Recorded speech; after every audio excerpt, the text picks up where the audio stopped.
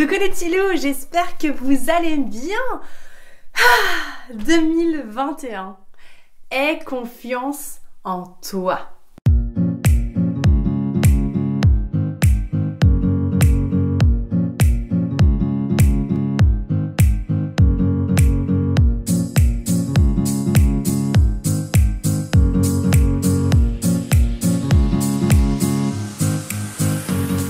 Ok, le titre de la vidéo, c'est à la fois mon défi de cette année et des années à venir.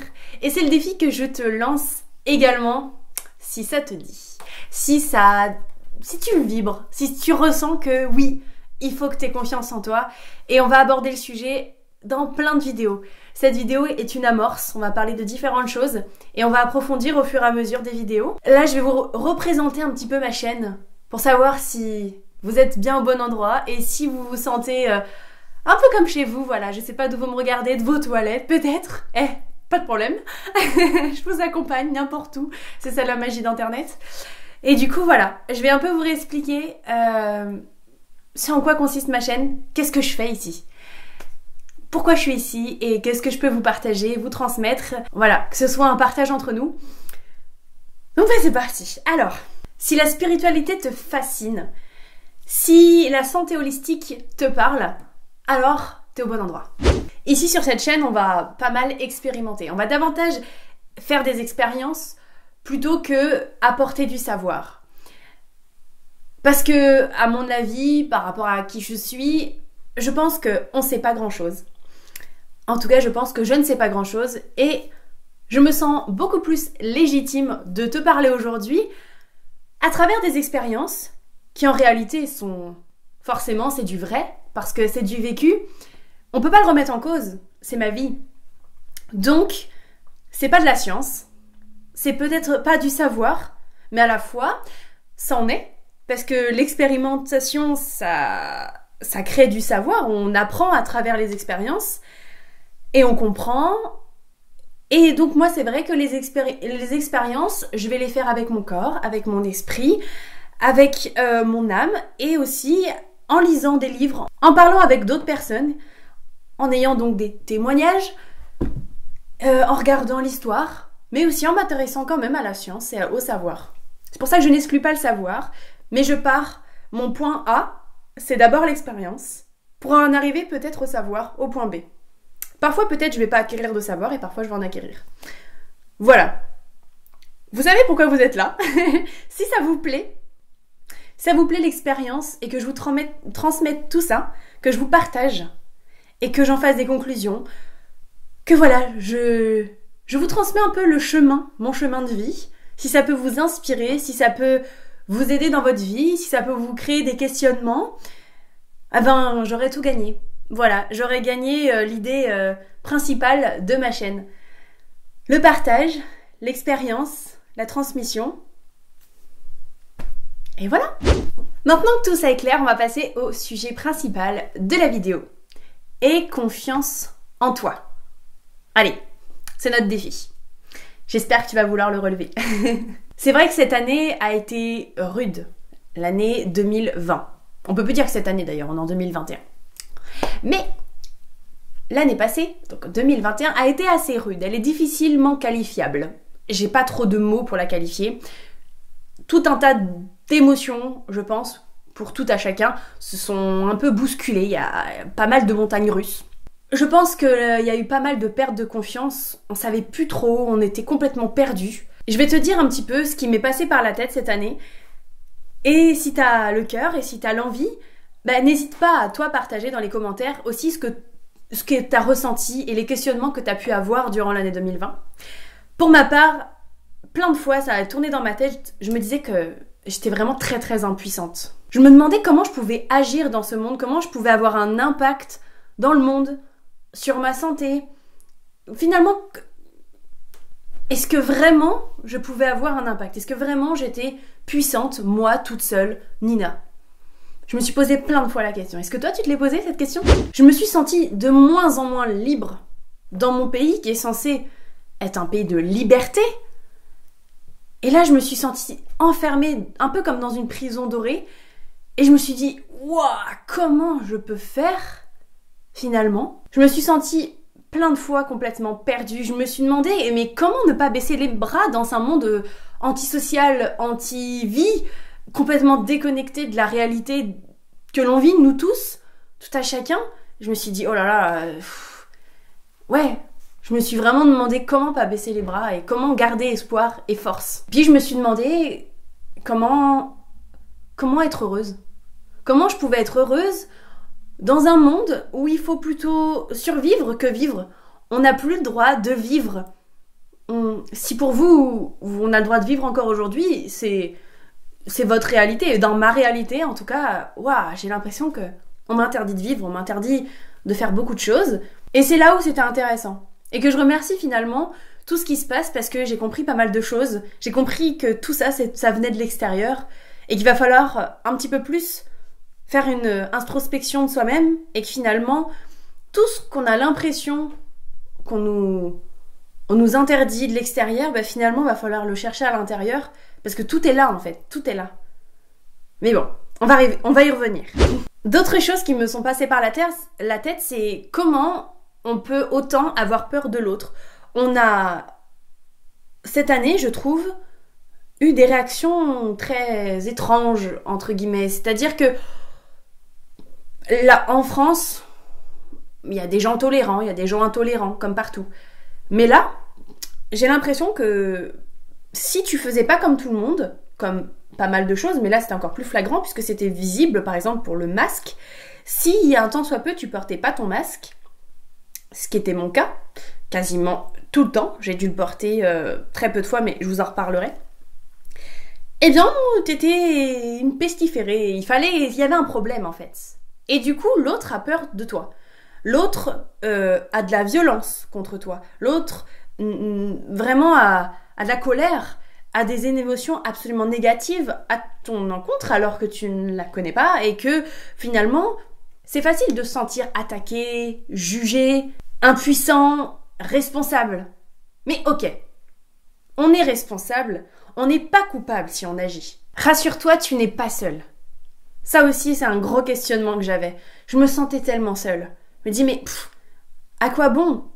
Je fais des choses mais toute seule ça sert à quoi? Est-ce vraiment utile? Mais à vrai dire, si on prend un peu la légende du colibri, nous on peut être la petite goutte d'eau aussi dans l'océan. Mais pour ça, il faut que tu utilises des moyens qui te parlent, qui te font vibrer, qui te font du bien. Sois vrai, ne sois pas quelqu'un d'autre. Ne cherche surtout pas d'ailleurs à être quelqu'un d'autre. Alors si tout cela te parle, si toi aussi t'as pu peut-être te poser ces questions-là, ou peut-être d'autres, n'hésite pas à me le dire dans les commentaires. Pourquoi on baisse les bras après tout? Pourquoi on se sent si impuissant? Généralement parce que la première chose, c'est qu'on se compare sans cesse. On se sent démuni, on a trop d'attentes face aux actions qu'on fait par jour. Je vais vous donner un exemple tout bête. Par exemple, moi, je fais ma lessive. Je me dis, bon, c'est bien, j'achète peut-être pas des lessives chimiques. Je vais pas en déverser du coup dans la nature. Tout ce que comporte ma lessive finalement est naturel, il n'y a pas de problème pour la nature et tout ça. Mais finalement l'impact, le résultat, il est où? On le voit pas en fait, c'est pas visible. Et souvent c'est ça le problème, on a trop d'attentes et on a trop d'attentes aussi sur le résultat. Alors que ce qui est vraiment important, est-ce que c'est vraiment le résultat ou alors c'est comment on a pu faire quelque chose? C'est-à-dire le chemin en fait, le chemin parcouru. Et ça, par contre, c'est quelque chose qui me fait vibrer, quelque chose qui est assez ancré en moi. Je suis quelqu'un qui entreprend pas mal de choses et qui n'attend pas de résultats. Ça veut pas dire que j'ai pas d'attente dans la vie, absolument pas. Mais justement, il va falloir essayer de déconstruire tout ça, les attentes. C'est très difficile de pas avoir d'attente. Mais par contre, il faut aller chercher au fond de soi pourquoi on en a, les observer, nos attentes justement, pas les juger et regarder qu'est-ce qui se passe. Et il y a des choses qui vont tomber. On va arrêter d'avoir des attentes. Et ce qui est très très important, c'est le temps. Tout ne se passe pas en un claquement de doigts. Non. Par exemple, si je vous prends l'exemple d'une graine de tomate. Si on sème la graine de tomate et qu'on demande à cette graine de nous donner des tomates dès le lendemain, eh ben c'est pas possible.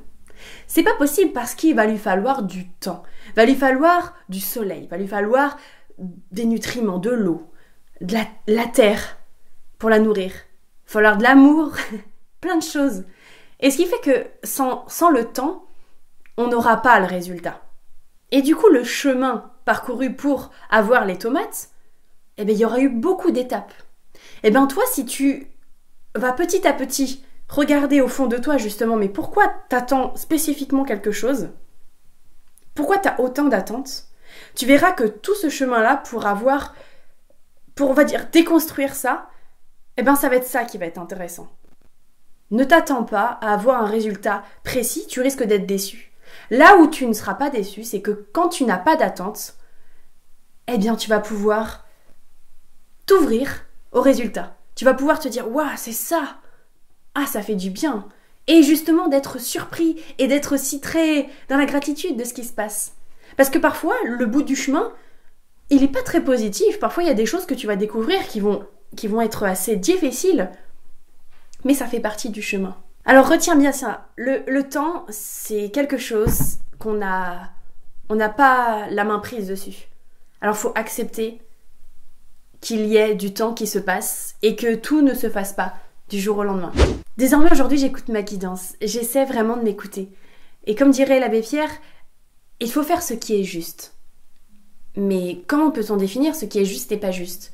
Je vais vous donner juste 2 exemples. Polluer, est-ce que vraiment c'est juste? Le modèle de surconsommation, est-ce que vraiment c'est juste? Pour qui? Ce ne sont que 2 exemples. Mais je crois qu'on serait tous d'accord de dire que ces 2 exemples ne sont pas justes. Pour personne. Alors voilà ce que je te propose. On va essayer de vibrer, de faire ce qui nous fait du bien. Et croire que ça n'a pas d'impact, croire que nous sommes impuissants, je te rassure tout de suite, c'est faux. Pourquoi?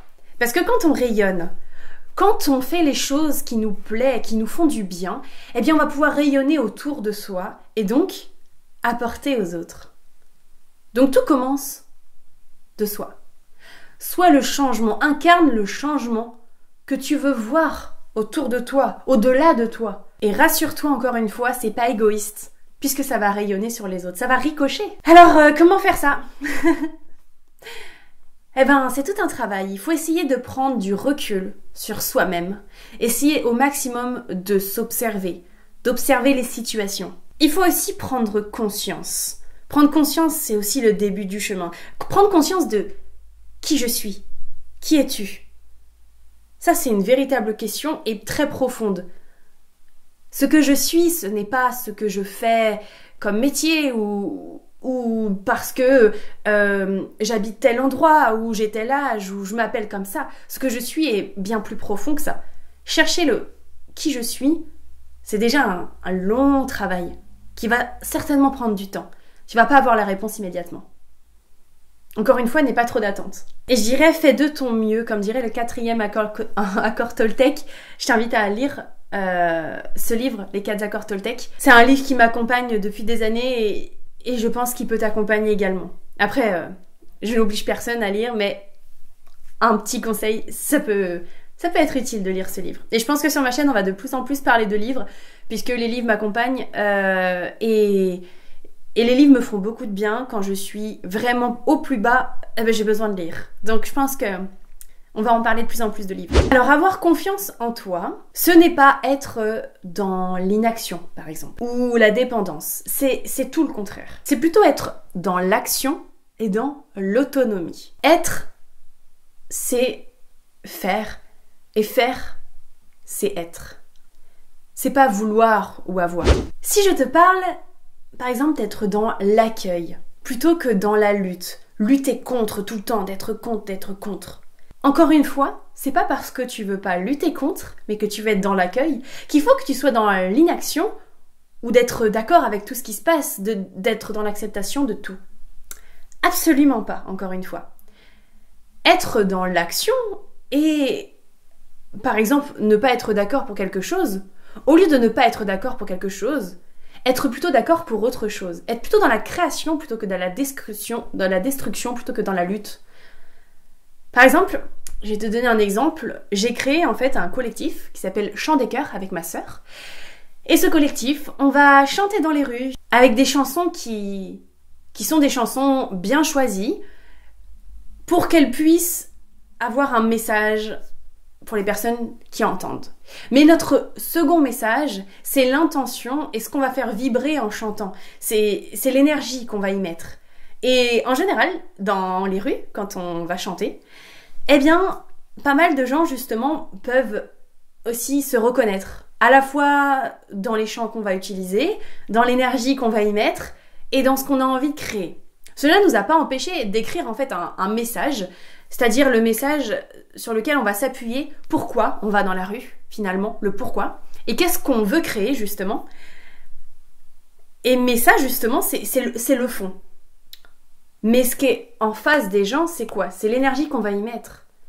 Et donc là, si on y va avec une bonne énergie, qu'on vibre et qu'on aime ce qu'on fait, on va plutôt être dans la création. Ça ne veut pas dire qu'il n'y aura pas de la destruction autour de soi. Pour créer quelque chose, parfois il faut détruire autre chose.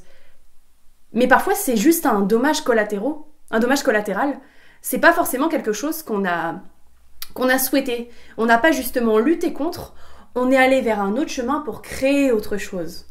Au lieu de lutter tout le temps, lutter contre, tout le temps, ne pas être d'accord. Mais au final, qu'est-ce qu'on crée quand on n'est juste pas d'accord? Alors toi aussi tu peux créer autre chose. Aie confiance en toi, c'est mon titre que j'ai choisi pour cette vidéo, mais aussi pour cette année et pour les autres années à venir, puisque finalement, plus on a confiance en soi, plus on est indépendant, plus on est dans l'autonomie, plus on est libre, plus on se sent puissant, plus on vibre, plus on est sur des fréquences bien plus élevées, et plus on est heureux, et ça fait du bien. Et ça fait vraiment beaucoup de bien. Et toutes les questions qu'on peut se poser, eh bien, elles vont nous amener justement à vivre certaines choses plus dures, plus faciles, plus heureux. Mais vous savez, si on parlera dans une autre vidéo justement de cette équanimité. Pour connaître le bonheur, il faut quelque part connaître des situations malheureuses, compliquées, difficiles. Parce que comment savoir si t'es heureux si tu n'as pas connu le contraire? Et dans la vie, c'est toujours ça. Et c'est ce qu'on appelle l'équanimité. Je sais pas si vous connaissez, mais on en reparlera certainement dans une autre vidéo. Je vais m'arrêter ici pour celle-ci. J'espère qu'elle vous aura plu. Et j'y ai mis tout mon cœur, toute mon âme. Et c'est que le début d'une vidéo. Je vous promets, cette fois-ci, je vous lâche plus. Je vais être régulière et j'ai envie de vous apporter au maximum tout ce que je suis capable de vous apporter. Et plus je vais grandir, plus je vais évoluer, eh bien, plus mon contenu va évoluer avec moi. Voilà. Mais on sera toujours dans la même démarche, c'est-à-dire beaucoup plus d'expérimentation qui va nous amener peut-être à un savoir, ou peut-être pas, ça dépend, qui vont nous amener à des résultats, ou peut-être juste un chemin.